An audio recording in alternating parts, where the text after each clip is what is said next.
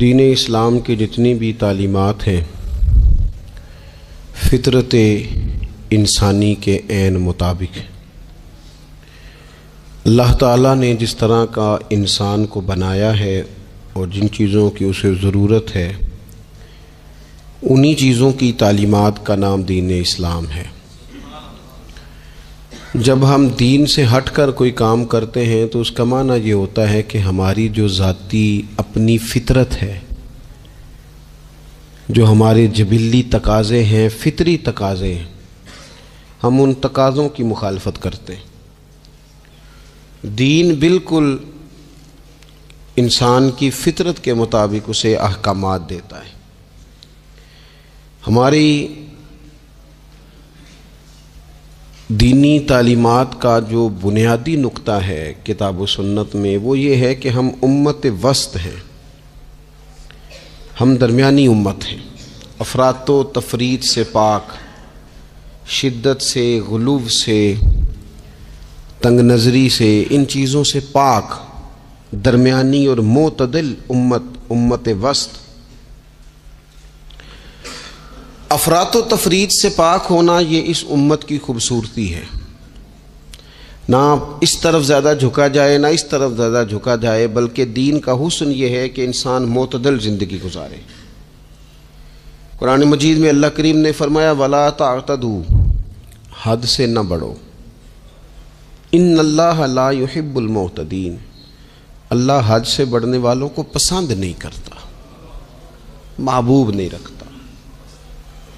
اللہ تبارک و تعالی ان لوگوں کو پسند نہیں فرماتا جو اعتدال کا رستہ چھوڑ جاتے ہیں۔ بعض لوگوں کی یہ طبیعت ہوتی ہے کہ وہ اپنی مزاج کے لحاظ سے ہی کبھی اس پلڑے میں جھک جاتے ہیں، کبھی اس پلڑے میں جھک جاتے ہیں۔ کسی سے دوستی ہوئی تو پھر اس قدر زیادہ ہوئی کہ غلو کا شکار ہو گئے، جان بھی حاضر، مال بھی حاضر، سارا کچھ ہی تو ہے، گھر کی باتیں بھی بتا لی، باہر کی بھی بتا لی، کاروبار کی بھی بتا لی، سب اسی کے نام کر دیا۔ لیکن جب اس شخص کے ساتھ اختلاف ہوا تو پھر دوست تو دور کی بات، اسے انسان ماننے سے بھی معاذ اللہ انکاری ہو گئے۔ تو یہ شدت ہے، یہ تناؤ ہے مزاج کا، اس سے انسان کا اخلاقی حسن ضائع ہوتا ہے، اس سے جو انسان کی انسانی خوبصورتی ہے وہ چلی جاتی ہے۔ وہ کسی نے کہا تھا کہ تعلقات جب حد سے گزر جائیں تو غم ملتے ہیں، اس لیے ہم ہر شخص سے کم ملتے ہیں۔ ہم کوشش کرتے ہیں کہ معتدل رہیں، زیادہ آگے بڑھنا ہی نہ پڑے۔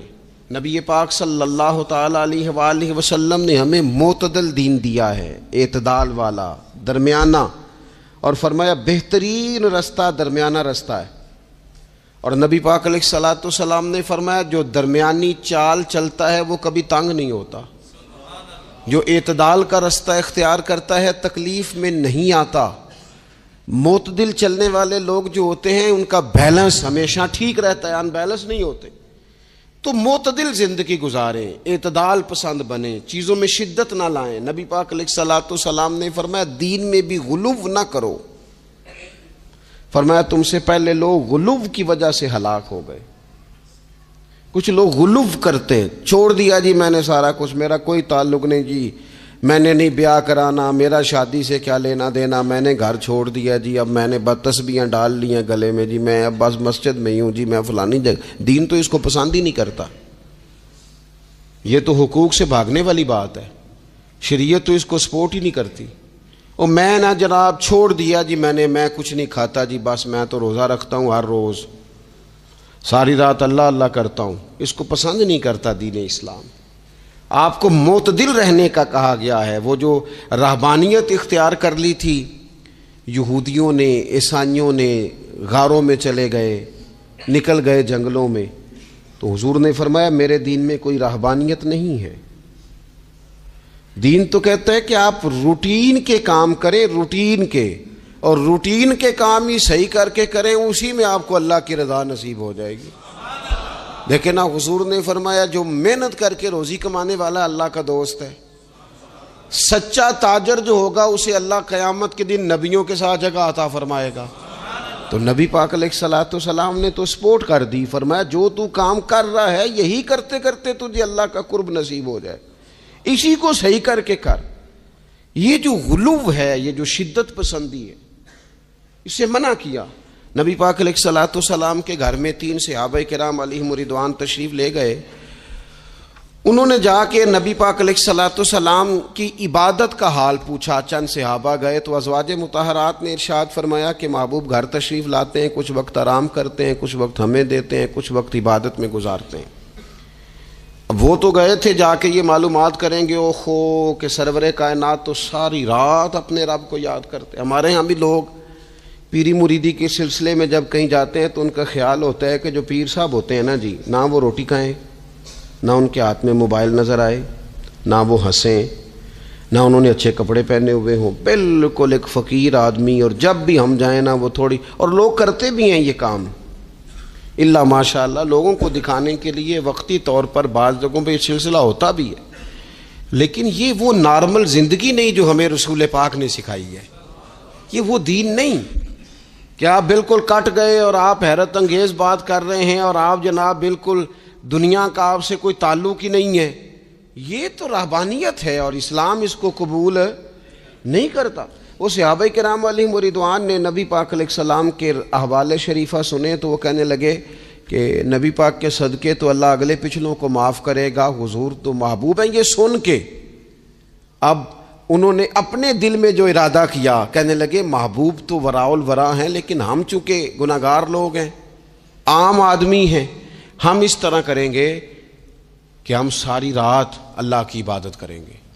حضور تو محبوب ہے نا، چلو کچھ دیر آرام بھی کرتے ہیں، ہم ساری رات عبادت کریں۔ ایک نے کہا کہ بھائی میں تو ہر روز روزہ رکھا کروں گا نفلی۔ تیسرے نے کہا میں شادی نہیں کروں گا، میں ایسے ہی وقت گزاروں گا، تجرد کی زندگی گزاروں گا۔ رسول پاک علیہ السلام کو جب اس بات کی خبر پہنچی تو پتہ حضور نے تبصرہ کیا کیا؟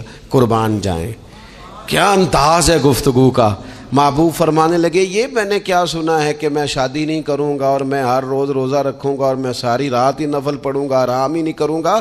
محبوب فرمانے لگے میں تم سب سے زیادہ اللہ کو جانتا ہوں اور میں تم سب سے زیادہ رب سے ڈرتا ہوں۔ حضور فرمانے لگے میں نے تو شادیاں بھی کی ہیں، میرے تو بچے بھی ہیں۔ حضور فرمانے لگے میں تو روزہ بھی رکھتا ہوں اور میں تو نفلی روزے چھوڑتا بھی ہوں۔ محبوب کریم علیہ الصلوۃ والسلام فرمانے لگے میں تو رات کو عبادت بھی کرتا ہوں اور آرام بھی کرتا ہوں۔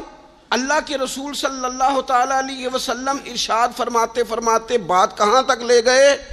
حضور فرمانے لگے اپنے یہ سارے طریقے، اپنی یہ سنت حضور بیان کر کے کہنے لگے سن لو بھائی، جس نے میری سنت سے منہ موڑا اس کا مجھ سے تعلق ہی کوئی نہیں، میرے طریقے پہ چلو۔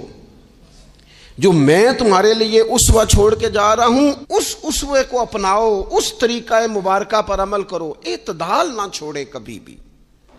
غیر معتدل ہو جاتے ہیں لوگ، میں نے دیکھا ہے کہ وہ جب بندہ غیر معتدل ہو جاتا ہے تو چیزوں کا حسن ختم ہوتا ہے، اس کا وقار اٹھ جاتا ہے، اس میں تازگی نہیں رہتی، اس کے اندر وہ کیفیت نہیں رہتی۔ یہ دین کی بات ہے نا، تبلیغ ہے، یہ بھی حد سے زیادہ نہیں کرنی چاہیے۔ حضرت عبداللہ ابن مسعود رضی اللہ تعالیٰ عنہ سے لوگوں نے کہا تھا ہمارا دل کرتا ہے آپ روز واز کریں، روز تقریر کریں، ہم روز سنیں، تو آپ فرمانے لگے نہیں، ہفتے میں 3 دن بات کروں گا۔ اتنی بات کریں گے جو معتدل رہے، جو حد سے زیادہ نہ بڑھے۔ وہ ہمارے ہاں رواج ہے نا 2.5 گھنٹے کی تقریر کا، 3 گھنٹے کی تقریر کا، 4 گھنٹے کی تقریر کا۔ تو ہم سے لوگ کئی دفعہ کہتے ہیں اسی تے گل سمجھن لگے سا تسی ختم کر دیتی۔ تو میں نے کہا آپ شروع لیٹ ہوئے نا، ہم اللہ کے فضل سے پہلی بات سے شروع ہو گئے تھے، ہم نے وہ آدھا گھنٹہ تمہید پہ نہیں نہ لگایا۔ تجاوز نہ کریں چیزوں سے، اعتدال میں رہیں۔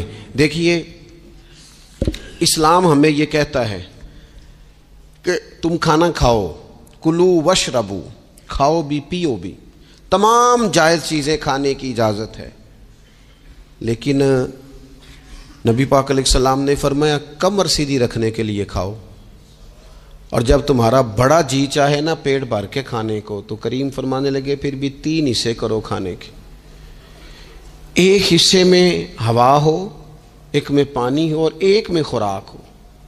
پھر بھی پیٹ بھر کے نہ کھاؤ، بلکہ اللہ کے رسول صلی اللہ تعالیٰ علیہ وسلم فرمانے لگے کسی نے اتنا برا برتن بھرا ہی نہیں جتنا کسی نے اپنے پیٹ کو بھرا ہے۔ سب سے برا برتن تم نے بھرا۔ زیادہ کھائیں گے خواہشات زیادہ پیدا ہوں گی، زیادہ کھائیں گے نیند زیادہ آئے گی، زیادہ کھائیں گے غفلت زیادہ طاری ہوگی۔ لیکن کچھ لوگوں کا مقصد زندگی کھانا ہے، صبح کی پلاننگ الگ ہے، دوپہر کی الگ ہے، شام کی الگ ہے۔ آپ حیران رہیں گے کہ آپ اس ملک میں رہتے ہیں جس میں سب سے بہترین بزنس ہوٹل چلانے کا بزنس ہے، کھانے پینے کا کام کرو، یہ بھی بنا لو یہ بھی بنا لو، اچھا بھلا کھا پی کے اس کے بعد فاسٹ فوڈ کا آرڈر دے دیا جاتا ہے، اور کھانے کے بعد کتنی ساری چیزیں۔ اب تو یہ میں کچھ عرصے سے دیکھ رہا ہوں، اچھا بھلا کھانا کھاتے ہیں، اس کے بعد چائے کے ساتھ بسکٹ آ جاتے ہیں۔ میرا ایک غریب گھر سے تعلق ہے، ہم تو اس وقت چائے کے ساتھ بسکٹ کھاتے تھے، رس کھاتے تھے جب روٹی کوئی نہیں ہوتی تھی، یا روٹی کھانے کا پروگرام نہیں ہوتا تھا، کوئی پرہیز چلتی تھی۔ لیکن اب وہ لوازمات چائے کے ساتھ، اب تو لوگ چائے کا، اب جی آپ کا کھانا نہیں پکانا، چائے پکانی ہے تو چلو ٹھیک ہے چائے پک گئی، اب وہ چائے پک رہی ہے، اس کے ساتھ جناب بھنا ہوا گوشت پڑا ہے، اس کے ساتھ پیزا آ گیا ہے، اس کے ساتھ فلانی چیز آ گئی، یہ کیا ہے جی؟ اچھا پھر وہ خواہش بھی ہوتی ہے بعض میزبانوں کی کہ اب یہ تعریف بھی کریں، وہ سارا کچھ رکھ کے تو ساتھ یہ بھی کہہ رہے ہوتے ہیں تو چونکہ روٹی ڈاک چھڑی سی، لہذا پھر ہم نے نا یہ سارا کچھ کیا ہے۔ یعنی وہ کہہ رہے ہوتے ہیں کہ مہمان اب یہ کہے کہ او ہو آپ نے تو بڑا تکلف کر دیا ہے، اس کی کیا ضرورت تھی۔ تو کئی مہمان میری طرح کے بڑے پکے ہوتے ہیں، جو روز کے مہمان ہوتے ہیں نا بڑے پکے ہوتے ہیں، وہ تعریف شریف کوئی نہیں کرتے، وہ صاف ہی بات کرتے ہیں کہ تسی ایک شے رکھ دے تے اسی بھی چج نال کھا لیندے۔ اب تو یہ چکھنے چکھانے کا ہی ماحول ہے، کوئی ایک رکھتے یا ہماری مرضی کی رکھتے یا پوچھ لیتے کہ اس ٹائم روٹی کھانی ہے تو چلو ہم کھاتے۔ یہ لوازمات ہیں، یہ تکلفات ہیں، اس میں گھر والے بھی تکلیف میں، پیسہ بھی بعضوں کا ضائع۔ آپ کھانے کے لیے زندہ نہ رہیں، زندہ رہنے کے لیے کھانا کھائیں، اپنی طبیعت میں بوجھ نہ بنائیں کسی قسم کا۔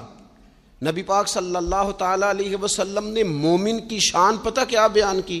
فرمایا کافر اور منافق 7 آنتوں سے کھاتا ہے اور مومن 1 سے کھاتا ہے۔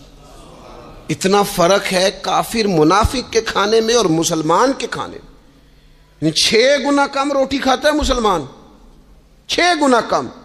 حضرت عمر فاروق ملک کے شام میں حضرت ابو عبیدہ بن جراح سے ملنے کے لیے گئے تو کہنے لگے اتنی دور سے آیا ہوں، سپہ سالار اور روٹی تو کھلا۔ تو انہوں نے اپنے بیگ سے رات کا خشک ٹکڑا کھانے کا نکالا اور پانی کا پیالہ دے کے کہنے لگے عمر یہ لو کھا لو۔ تو حضرت فاروق اعظم کہنے لگے یہی وہ مزیدار روٹی تھی جس کے لیے میں تیرے پاس آیا تھا، یہی وہ کھانا تھا، میں تلاش کر رہا تھا کہ یہ تمہیں ملے گا۔ کدھر گئے وہ لوگ جو رات کے کھانے میں فریج بھی نہیں ہوتی تھی، رات کے کھانے میں تھوڑا پانی ڈال دیا اماں نے، اس کو 3-4 دفعہ ابال لیا، رات کی روٹیوں میں تھوڑا سا پانی اور تھوڑا سا گھی، پورا گھی نہیں، تھوڑا سا پانی اور تھوڑا سا گھی، اور ساتھ دادی نانی یہ بھی کہہ رہی ہے کہ یہ پانی سے ذرا نرم ہو جائے گی روٹی، اور پھر وہ کھانا کھایا جا رہا ہے۔ اس کے اندر نہ تو ڈاکٹر آپ کو یہ کہہ رہا ہے کہ یہ نقصان کا باعث ہے، نہ معدے پہ بوجھ بن رہا ہے، نہ اس کے لیے پھر بھائیوں کو جا کے پردیس کاٹنا پڑ رہا ہے، نہ باپ کو کئی قسم کی نوکریاں کرنی پڑ رہی ہیں، اعتدال میں گھر کے اندر ہی سارا کچھ مینج ہے۔ یہ وہ حسن ہے جو اسلام کہتا ہے تم غیر معتدل ہو گئے، تم حد سے بڑھ گئے، تم نے زندگی ساری کھانے پینے پہ لگا دی۔ اور بھائی من چاہی نعمتیں تو جنت میں ملیں گی، ہم نے تو مزے کے کھانے وہاں جا کے کھانے، وہاں ملے گا پھل اور وہاں ملے گی نعمتیں جو بار بار ملیں گی، چہرے ایک جیسے ہوں گے پر ذائقہ بڑا منفرد سے منفرد نظر آئے گا۔ تو وہ جو پردہ غیب میں چیزیں تھیں وہ ساری چیزیں لوگ کہتے ہیں ہاں جی ہم ساری غیر معتدل نہ بنے، تھوڑی سادگی لائیں، تھوڑا درمیانہ راہ، اسلام اس کو پسند کرتا ہے۔ نبی پاک علیہ السلام کی بارگاہ میں ایک مہمان آیا، ابھی وہ مسلمان نہیں تھا، تو محبوب نے فرمایا ایک بکری کا دودھ دھوکے سے پلا دو۔ ایک بکری کا دودھ دھویا گیا پلایا گیا، پھر دوسری کا دودھ دھویا گیا پلایا گیا، پھر تیسری کا، وہ 7 بکریوں کا دودھ پی گیا۔ صبح اللہ نے توفیق دی اور وہ کلمہ پڑھ گیا۔ اب نبی پاک علیہ السلام نے فرمایا اسے بکری کا دودھ دھو کے پلاؤ. ایک بکری کا دودھ پیا, دوسری کا پی نہ سکا, رات 7 کا پی گیا تھا. تو میرے کریم فرمانے لگے یہ مومن اور کافر کا فرق ہے. جب تک یہ حالت کفر میں تھا 7 بکریوں کا دودھ پی گیا, اب یہ مومن ہوا ہے تو اللہ تبارک و تعالی نے ایک دودھ کے ساتھ ہی اسے سیر فرما دیا ہے. اس کی تشنگی اور بھوک اللہ نے مٹا دی کھانے پینے کے لیے. اور اس کا ذہن بھی نہ بنائیں.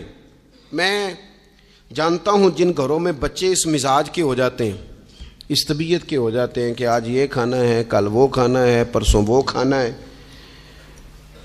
وہ پھر کھانے پینے میں سارا وقت گزرتا ہے. پھر وہاں دیکھا ہے کہ اماں بیچاری باورچی خانے میں ہی رہتی ہے. پھر وہاں صرف ایک ہی سلسلہ ہے کہ کھاؤ, کتنا کو کھا سکتے ہو. تو معتدل رہیں. تیسری بات یہ کہ رزق کمانے کے مسئلے میں بھی معتدل رہیں. کاروبار کریں, محنت کریں, منصوبہ بندی کریں, کوشش کریں, لیکن پیسے کمانے کے مسئلے میں ڈپریشن کا شکار نہ ہو.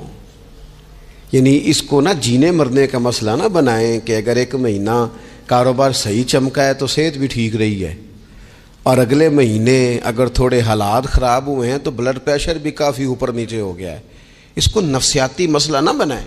پہلے بھی کئی دفعہ کہہ چکا ہوں, پھر کہتا ہوں, 2-4-5 دوستوں سے پیار ہے تو 2-4 دفعہ انہی دنوں میں نا, سال کے بعد آ کے مجھے کچھ دن آتے ہیں نا کاروبار پہ, انہی دنوں میں آ کے انہوں نے مجھ سے کہا, دور سے آئے, کہا جناب ہم کاروباری بندے, حالات ٹھیک نہیں, کوئی دعا بتائیں. تو میں نے کہا جن دنوں ٹھیک ہوتے ہیں ان دنوں کیوں نہیں آتے؟ یا آج کل حالات بڑے اچھے ہیں, کچھ شکر کا طریقہ بتائیں, کیوں نہیں آتے؟ کیا فلسفہ ہم نے اختیار کر لیا ہے؟ رزق کا وعدہ اللہ کا ہے, اس کو کمانے میں اور پیسے کمانے میں محنت کرنے کا حکم دیا گیا ہے. نبی پاک علیہ الصلوۃ والسلام نے فرمایا جد و جہد کرو, نکلو, اللہ پہ بھروسہ کر کے نکلو. جس طرح وہ پرندوں کو روزی دیتا تمہیں بھی دے گا, لیکن اس میں نفسیاتی مسئلہ نہ بنایا جائے, نفسیاتی نہ بنایا جائے.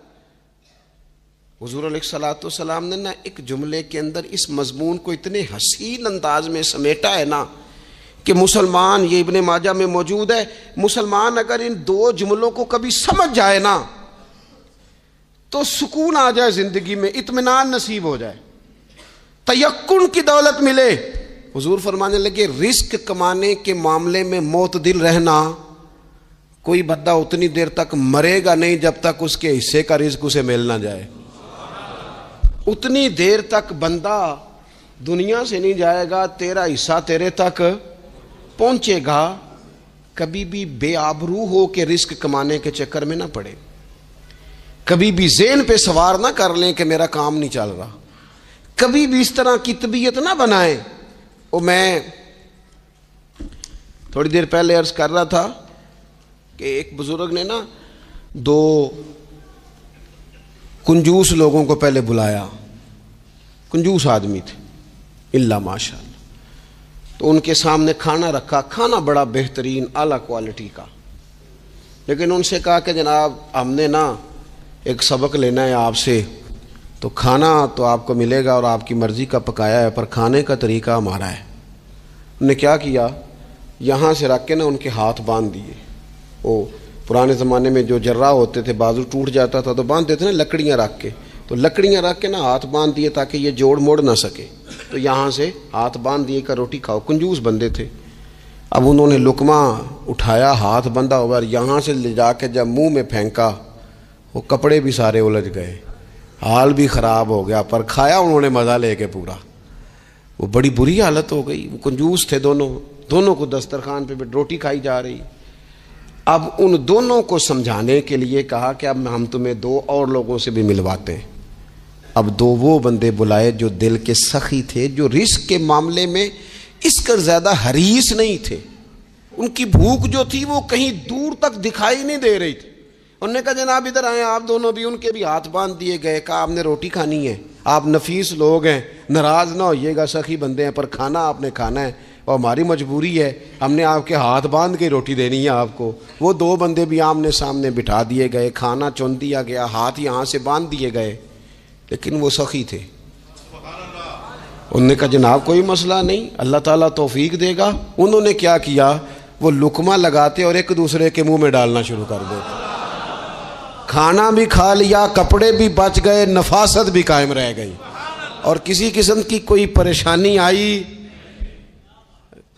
کام خاصا مشکل ہے کسی کے منہ میں لقمہ دینا، یہ کام بڑا مشکل ہے، یعنی کھانا آ جائے، پک جائے، پاس پہنچ جائے، اور پھر اسے توڑ کے بنا کے اتنی محنت کر کے دے کسی کے منہ میں دینا، لیکن یہ دے کہ دیکھو کپڑے بچ جائیں گے انشاءاللہ، نفاست نظر آئے گی، حسن نظر آئے گا، خوبصورتی نظر آئے گی، اس میں لطافت محسوس ہوگی، اس میں لگے گا کہ یہ بندہ ایسا ہے جسے اللہ تعالیٰ نے اپنے فضل سے عطا فرمایا ہے۔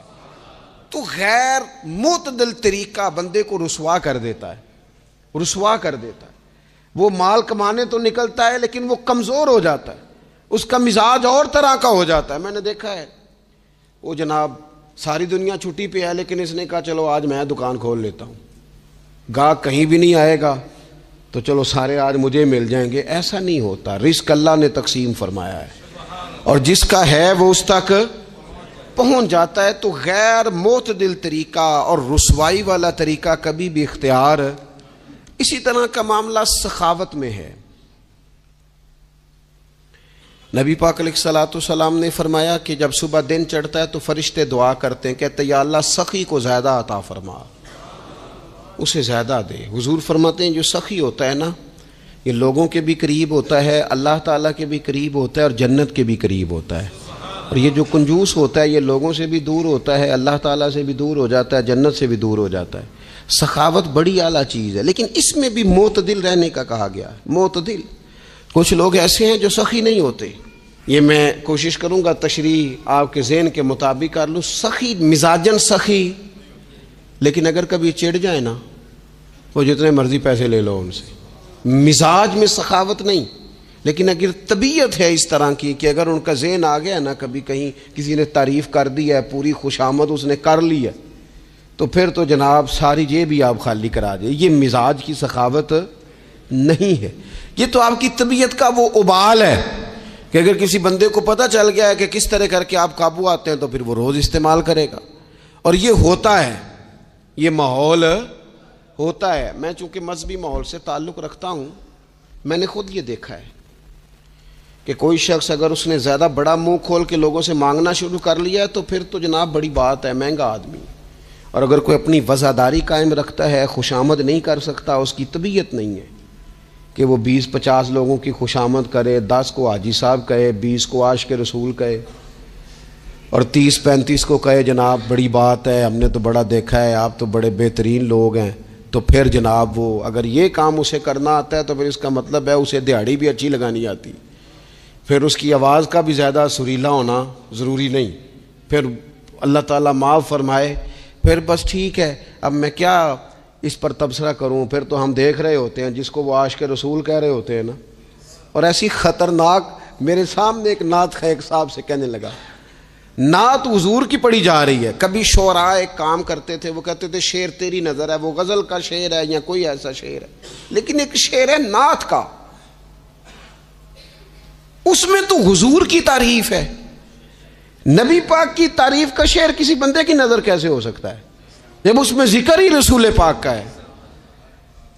تو وہ نعت خان صاحب کہنے لگے، بندہ سامنے بیٹھا ہے، تھوڑا بہت میں بھی اسے جانتا ہی تھا، تو اسے کہنے لگے حاجی صاحب یہ شعر تو آڑی نظر ہے، میں انہوں آکھیا تو مہربانی کر ایدی نظر کوئی اور شے کر لیا، یہ تو نعت ہے حضور کی، یہ نبی پاک کے لیے ہی رہنے دے، اس کی نظر تو نے کر دی ہے، تو نالے میں کیا ہے حاجی جنی دیر تک پیچھے بیٹھا سی انہیں دیر تو نظر کیتی نہیں، ان دتھیاں لے کے سامنے آئے تھے تو نظر نیاز شروع کر لی۔ نہ کریں یہ کام، اس سے کوفت پہ، اور آپ یقین کریں میں ذمہ داری سے کہتا ہوں یہ کام کرنے والا بھی تنگ ہوتا ہے، اور جس کے لیے کر رہا ہوتا ہے پتہ اسے بھی سارا ہی ہوتا ہے کہ چکر کیا چل رہا ہے، سب پتہ ہوتا ہے، تو اس تکلف میں جب انسان کام کرتا ہے تو کہاں تک بات جاتی۔ سخاوت کریں لیکن چڑھ کر کوئی کام نہ کرے۔ نبی پاک علیہ الصلوۃ والسلام نے فرمایا، حضور فرمانے لگے اس طرح خیرات نہ کرنا کہ تمہارے اپنے بچے بعد میں لوگوں کے سامنے ہاتھ پھیلاتے پھرے۔ حضرت سعد بن ابی وقاص رضی اللہ تعالیٰ عنہ نے عرض کیا تھا، یا رسول اللہ صلی اللہ تعالیٰ علیہ وسلم میں سارا مال اللہ کی راہ میں خیرات کرنا چاہتا ہوں، میری ایک ہی بیٹی ہے، میں چاہتا ہوں سارا اللہ کے راستے میں دے دوں۔ تو حضور فرمانے لگے نہیں بھائی، تو چوتھا حصہ دے، 3 حصے اپنی بچی کے لیے، بیویوں کے لیے، باقیوں کے لیے رکھ لے، لیکن تو یہ کام نہ کر۔ تو میرے عزیز، زندگی میں خرچ کرنے میں بھی اعتدال کا مظاہرہ کریں۔ مجھے پتہ ہے اچھی طرح کہ ہمارے ہاں ایک مزاج بن جاتا ہے، طبیعت بن جاتی ہے کہ اگر کسی شخص کو آپ تھوڑی سی مدد کرتے ہیں تو وہ سمجھتا ہے کہ اگر اس نے مجھے 20,000 دیا ہے تو یقیناً اس کے گھر میں 50 لاکھ پڑا ہے، وہ پھر اگلے ہفتے دوبارہ آتا ہے، ایک نئی مجبوری کا بھی اظہار کرتا ہے۔ یہ ساری چیزیں ہوتی ہیں، ان چیزوں کے بیچ ہی آپ کو نیکی کرنی ہے، لیکن افراط و تفریط سے بچنا ہے۔ اسی طرح کا معاملہ اپنی زندگی کے دیگر معاملات میں کریں۔ نبی پاک علیہ الصلوۃ والسلام نے سادگی کو پسند کیا ہے۔ حضور سادگی کو پسند کرتے، کھانے کے معاملے میں بھی اور کپڑوں کے معاملے میں بھی، لیکن اچھا لباس پہننے کی اجازت دیتے۔ حضور علیہ الصلوۃ والسلام نے ایک موقع پر ارشاد فرمایا کہ اگر کسی بندے کے پاس گنجائش ہے تو اسے اجازت ہے کہ 2 جوڑے کپڑوں کے کام کاج کے لیے رکھ لے، 2 جوڑے جمعے کے لیے رکھ لے۔ اور نبی پاک صلی اللہ تعالیٰ علیہ وسلم نے ایک شخص کو دیکھا جو مالدار تھا، لیکن اس کے کپڑے پھٹے پرانے تھے، لباس پرا گندا تھا، بال بکھرے ہوئے تھے۔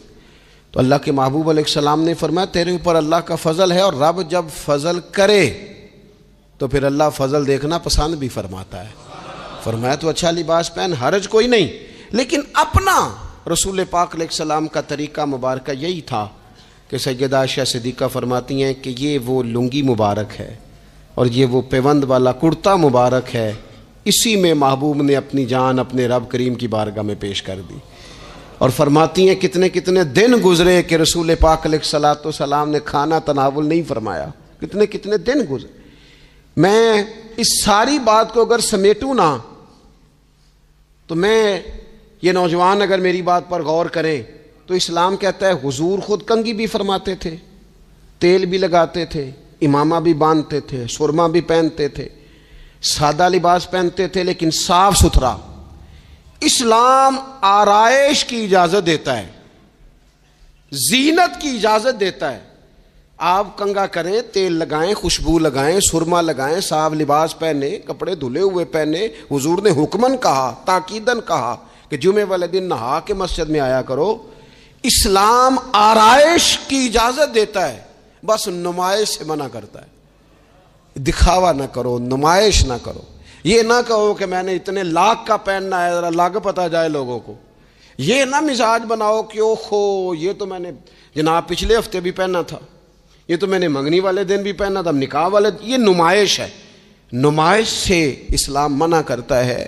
اللہ کے پیارے رسول صلی اللہ تعالی علیہ وسلم نے فرمایا جس نے دنیا میں شہرت کا لباس پہنا، اس طرح کا لباس پہننا چاہا، اس طرح کے کپڑے زیب تن کرنا چاہے جس سے محسوس ہو کہ میں ایک بڑا آدمی ہوں، میں مالدار آدمی، جس نے دنیا کے اندر شہرت کا لباس پہنا، اللہ قیامت کے دن اسے ذلت کا لباس پہنائے گا۔ یہ معتدل کیوں نہیں رہا؟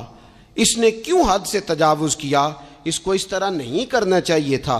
رسول رحمت صلی اللہ تعالی علیہ وآلہ وسلم نے ہمیں جس چیز کی اجازت دی ہے وہ کام ہم کر سکتے ہیں، اور جس سے نبی پاک علیہ الصلوۃ والسلام نے ہمیں روکا ہے اس کام سے ہم نے بچنا ہے۔ ایک اور بات بھی خاص اور بالخصوص نوجوانوں سے کرنی ہے، وہ خاص جس طرح کھانے پینے میں معتدل رہیں، کمائی کرنے میں معتدل رہیں، خرچ کرنے میں اعتدال کا مظاہرہ کریں، لباس میں اعتدال کا مظاہرہ کریں، اسی طرح نا یہ آرام کرنے میں بھی ذرا معتدل رہیں۔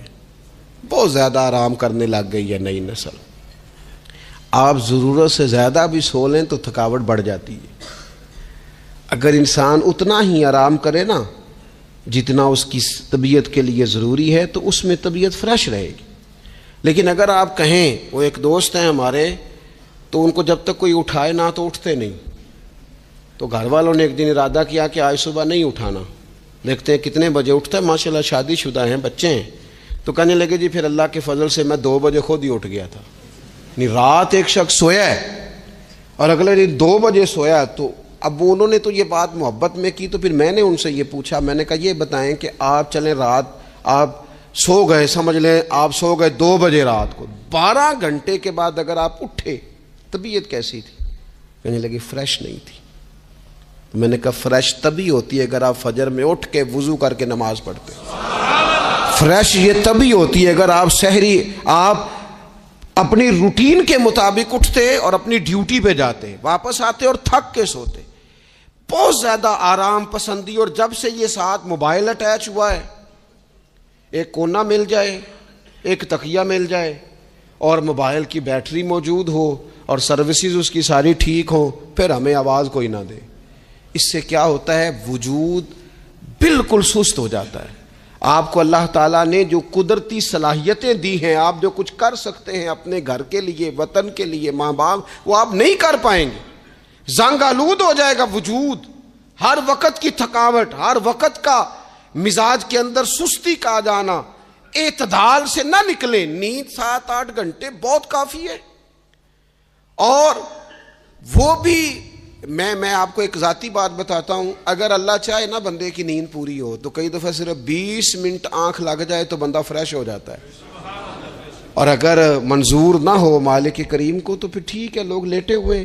اللہ کے پیارے رسول صلی اللہ تعالی علیہ وسلم نا بہت زیادہ آرام طلبی کو پسند نہیں کرتے، مسلسل جد و جہد۔ گھر آئے، کچھ دیر آرام کیا، نماز شروع کر لی، حضور تہجد میں اٹھ گئے، پھر حضور فجر میں اٹھ گئے، دوپہر میں تھوڑا سا آرام فرماتے تاکہ رات کو بیدار رہنا آسان ہو، لیکن بہت آرام پسندی۔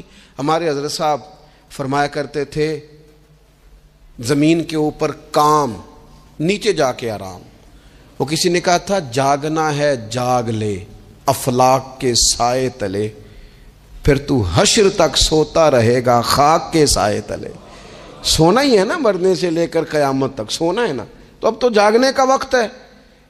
نبی پاک صلی اللہ تعالی علیہ وسلم نے حضرت معاذ ابن جبل رضی اللہ تعالیٰ عنہ کو یمن کا گورنر بنا کے بھیجا تو نصیحت فرمائی تھی۔ حضور علیہ الصلوۃ والسلام نے فرمایا تھا تمہیں گورنر بنا کے بھیج رہا ہوں، عیش کوشی سے بچنا۔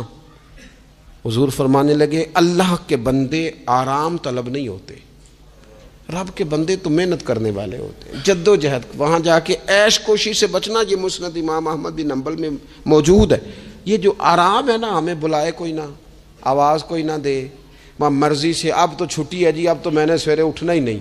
او بھائی ڈھیر سارے کام ہیں جو چھٹی والے دن کرنے کے، ڈھیر ساری ذمہ داریاں ہیں جو چھٹی والے دن پوری کرنے کی۔ اپنی زندگی سے، اپنے وجود سے کچھ نفع لیں، ایسا نہ ہو کہ یہ بیکار ہو جائے۔ لیکن اگر زندگی صرف اور صرف کھانے پینے میں، لباس پہننے میں اور باتیں کرنے میں لگ جائے تو پھر تو آپ بیکار ہو جائیں گے۔ پھر تو محسوس ہوگا کہ جیسے انسان نہ خوابوں کی دنیا میں زندہ ہے، باتوں کے ساتھ اپنے دل کو مطمئن کرتا ہے۔ اس نے اچھا لباس پہن لیا ہے، بس آئینے میں اپنے آپ کو دیکھ کے خوش ہوتا رہتا ہے، طرح طرح کے کھانے منگاتا رہتا ہے، بس زبان کے ذائقے پورا کرتا رہتا ہے۔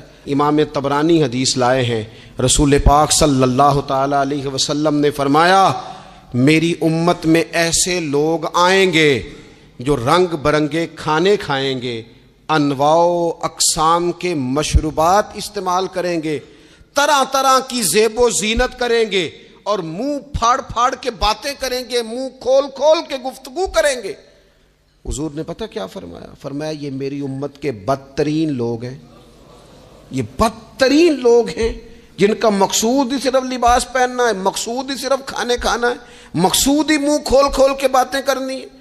ان لذات میں جو لوگ پوری طرح الجھ گئے، کوئی خیر کا کام ہی نہ کر سکے، کوئی مقصد زندگی کی طرف ہی نہ بڑھ سکے، یہ بدترین لوگ ہیں۔ عزیز دوستو، ان 3 چیزوں میں ڈھیر سارے لوگ، اللہ تعالیٰ معاف کرے اللہ ماشاء اللہ، اللہ سب کو محفوظ رکھے، اپنی زندگی کو ضائع کرتے دکھائی دیتے ہیں۔ یا تو کھانے پینے کا شوق ہے، یا لباس کی زیب و زینت کی طرف توجہ ہے، یا بس نشستن گفتن برخاستن بیٹھے ہیں اور باتیں کی ہیں اور اٹھیں اور اتنی باتیں کی ہیں، اتنی باتیں کی ہیں، اس میں بھی کوئی اعتدال نہیں۔ بہت زیادہ بولنے سے وقار چلا جاتا ہے، بہت زیادہ باتیں کرنے سے باتوں کا حسن ضائع ہوتا ہے، بہت زیادہ بولنے والے کے جملے قیمتی نہیں رہتے، بہت زیادہ باتیں کرنے والا آدمی بے وزن اور بے وقت ہونے لگتا ہے، بغیر مانگے مشورہ دینے والے لوگوں کے مشوروں کو لوگ ردی کی ٹوکری جاننے لگتے ہیں۔ اپنی زندگی کو اگر وزادار اور باوقار بنانا چاہتے ہیں تو ذرا لباس میں بھی سادگی ہو، اللہ کی ہر نعمت خوش دلی سے استعمال کی جائے، سادہ کھانا بھی ملے تو رب کی عطا سمجھ کے رغبت کے ساتھ شوق کے ساتھ اسے استعمال کیا جائے، مجلس میں بیٹھا جائے تو سیکھنے کی کوشش کی جائے، دوسروں کی باتوں کو سنا جائے۔ اللہ تعالیٰ نے نا کان دو دیے ہیں، زبان ایک دی ہے، معنی کیا ہے؟ ڈبل سننا چاہیے اور سنگل بولنا چاہیے، 2 گنا سنیں اور اس سے آدھی گفتگو کریں۔ اور ہمارے حضرت تو فرمایا کرتے تھے اپنے جملوں کو چھوٹا کرو، جو بات تھوڑے جملوں میں کہی جا سکتی ہے اسے لمبے جملوں میں نہ کہو، ہر بات کی وضاحت کرنا اور ہر بات کا پس منظر بیان کرنا اور بات کو اتنا لمبا کر دینا کہ اصل بات ہی اس میں سے رہ جائے، بیچ میں سے مدعا ہی ختم ہو جائے، آنے کا مقصد ہی کسی کو سمجھ میں نہ آئے، اس سے بھی انسان اعتدال کا رستہ چھوڑتا ہے۔